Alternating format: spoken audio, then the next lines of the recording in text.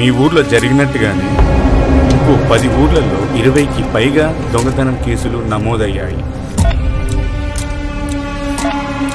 మీతో ఒక ఇంపార్టెంట్ విషయం మాట్లాడాలి మామయ్య, అందుకోసమే వచ్చిన. ఏం మాట్లాడుతున్నావు అర్జున్? ఇదన్నా పద్ధతేనా? డబ్బులు ఏమన్నా కావాలనా?